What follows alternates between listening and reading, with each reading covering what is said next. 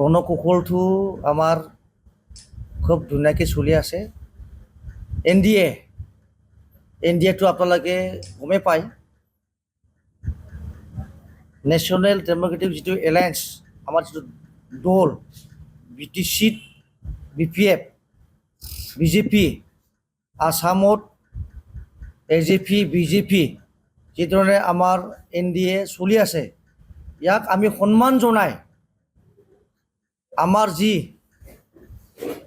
15টা LAC সমষ্টি BTC অঞ্চলত, ইয়াত আমাৰ BPF খেলিব 11টা, BJP খেলিব 4টা। গতিকে আমি ভোট দিব লাগিব 4টাত BPF দল হিচাপে।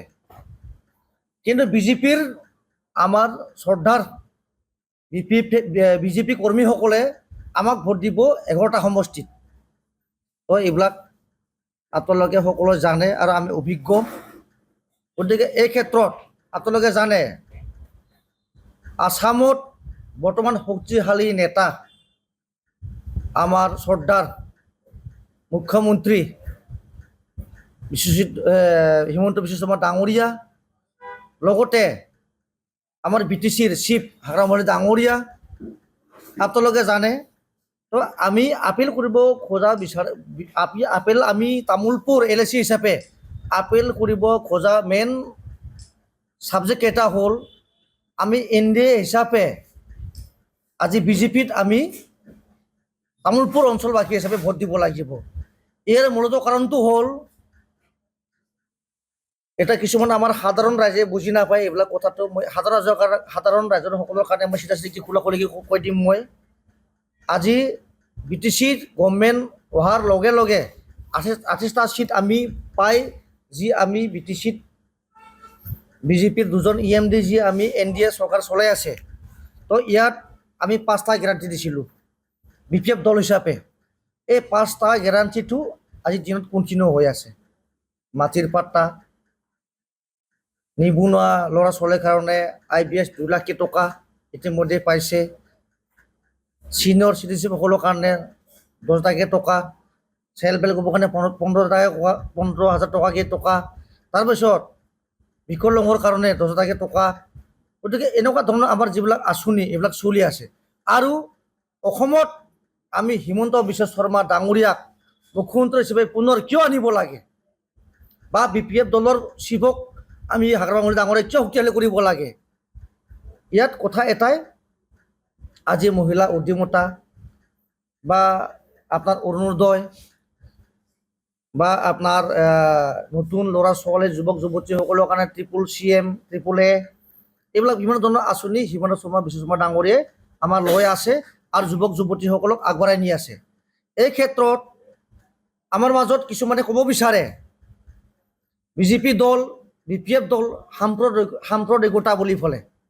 তো মই ইয়াত স্পষ্টীকৰণ দিব বিচাৰিছোঁ, তামোলপুৰ জিলা যুৱ বিপ্লৱ সভাপতি হিচাপে আমাৰ বিশেষকৈ মুছলিম ভাইসকলক আমাৰ অপজিশ্যন পাৰ্টীয়ে UPPL হওক কংগ্ৰেছে হওক ক'ব বিচাৰে BJPক ভোট দিব নালাগে।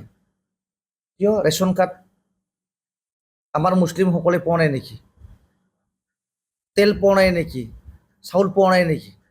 কিন্তু BJP দলে তেনেকুৱা সাম্প্ৰদায়িকতা আমি কাম কৰা দেখা নাই। আৰু যদি তেনেকুৱা সাম্প্ৰদায়িকতা কাম কৰিলে হয়, আজি ৰেচন কাৰ্ডৰ জৰিয়তে আমাৰ খ্ৰীষ্টান ভাইসকল, হিন্দু ভাইসকল, মুছলিম ভাইসকলে নাপালে হয়।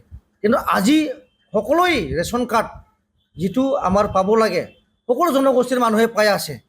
গতিকে এই ক্ষেত্ৰত মই আমাৰ তামোলপুৰ LAC হিচাপে আমাৰ বিভিন্ন সম্প্ৰদায়ৰ মানুহ আছে, সকলোকে মই অনুৰোধ জনাব বিচাৰিছোঁ, আপোনালোকে পদুম ফুলত ভোট দিয়া মানে হাগ্ৰামাক শক্তিশালী কৰা, আৰু হাগ্ৰামাৰ নাঙলত ভোট দিয়া মানে পদুম ফুলত শক্তিশালী কৰা।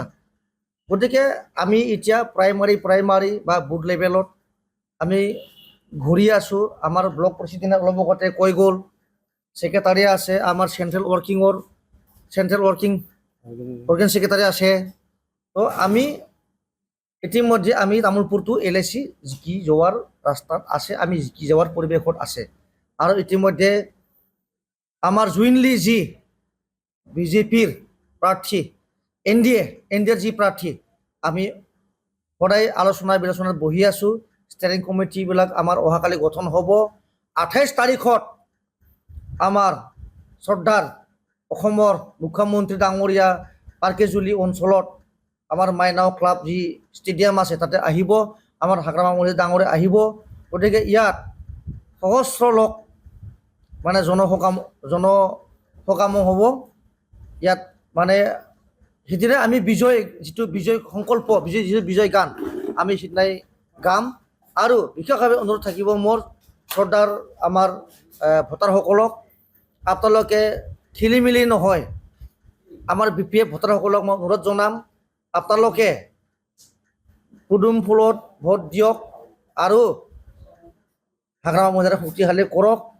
NDA যিটো সমৰ্থিত আমাৰ প্ৰাৰ্থী বিশ্বজিৎ ডাঙৰীয়া অত্যন্ত দক্ষ ব্যক্তি। তেখেতে প্ৰায় 3বাৰ MP হৈছে, অসম বিধানসভা চলাইছে। গতিকে আমাৰে নিজৰে পুৰণা মানুহ। গতিকে এই ক্ষেত্ৰত মই আমাৰ বিশেষকৈ সাম্প্ৰদায়িকতা যিটো বীজ চলাব বিচাৰিছে অপজিশ্যনে, এইসকলক আপোনালোকে বিশ্বাস নকৰিব। আপোনালোকৰ যদি নিজৰ নিজৰ গাঁৱত, নিজৰ নিজৰ অঞ্চলত, নিজৰ নিজৰ সমষ্টিত উন্নয়ন হ'ব লাগে, আপোনালোকে বিশ্বজিৎ ডাঙৰীয়াক জিকাব লাগিব আৰু হাগ্ৰামা মহিলাক শক্তিশালী কৰিব লাগিব। হিমন্ত বিশ্ব ডাঙৰীয়াক আমি CM হিচাপে পুনৰবাৰ আমাৰ যি আঁচনি আমি পাই আছোঁ এইসকলক কণ্টিনিউ কৰিবৰ কাৰণে আমি হিমন্ত বিশ্ব শৰ্মা ডাঙৰীয়াক CM হিচাপে পুনৰবাৰ আনিব লাগিব। এই কথা আপোনালোকে মনত ৰাখক। মই বাৰে বাৰে আপিল কৰিছোঁ, আপোনালোকৰ সমাজতো যাম, মই ৰাজ্যতো যাম।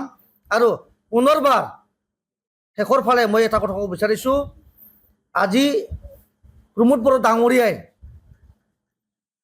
ক'ব বিচাৰিছে পাগলাদিয়া দলং আনা বুলি কৈ তেখেতে মিডিয়াত কৈ আছে, বেলেগত থৈ দি তামোলপুৰ ডিষ্ট্ৰিক্ট আনা বুলি কৈ আছে। এইবিলাক সম্পূৰ্ণ মিছা কথা।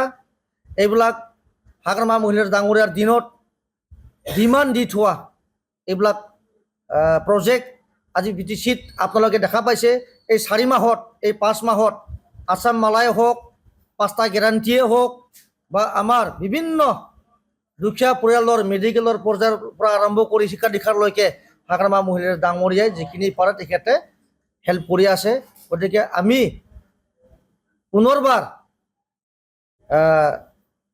NDAৰ যি প্ৰাৰ্থী, BPFৰ, BJPৰ, AGPৰ যি আমাৰ সংশ্লিষ্ট প্ৰাৰ্থী বিশ্বজিৎ দৈমাৰী ডাঙৰীয়াক পদুম ফুলৰ ছবিত ভোট দি যেন যুক্ত কৰে তাৰ বাবে কামনা কৰিছোঁ।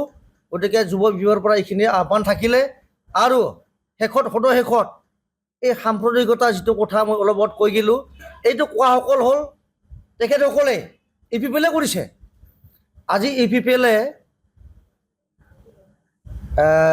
শাসনত আহিব নোৱাৰিলে, 5 বছৰ শাসনত থাকিব তেখেতসকলে কি কৰিলে সৰ্বসাধাৰণ আজি দেখিছে। গতিকে এই ৰাইজে তেখেতসকলক চৰকাৰৰ পৰা ৰেষ্ট দিছে। গতিকে আমি ভাবোঁ আমি আগন্তুক আহি থকা দিনত যুৱ প্ৰজন্মৰ কাৰণে, ল'ৰা ছোৱালীৰ কাৰণে বা বিভিন্ন আমাৰ ৰাইজৰ কাৰণে আমি যিখিনি আমাৰ মূল মন্তব্য আছে আমি চিফ মিনিষ্টাৰ হিমন্ত বিশ্ব ডাঙৰীয়াৰ আণ্ডাৰত আৰু হাগ্ৰামা মহিলাৰ আণ্ডাৰত আমি NDA হিচাপে আমি আমাৰ তামোলপুৰবাসী অঞ্চলক আমি সৰ্বাংগীন উন্নয়নৰ ক্ষেত্ৰত আগবাঢ়ি যাম বুলি আশা ৰাখিছোঁ আৰু আমি সৰ্বাংগীন উন্নয়ন কৰিম। ধন্যবাদ।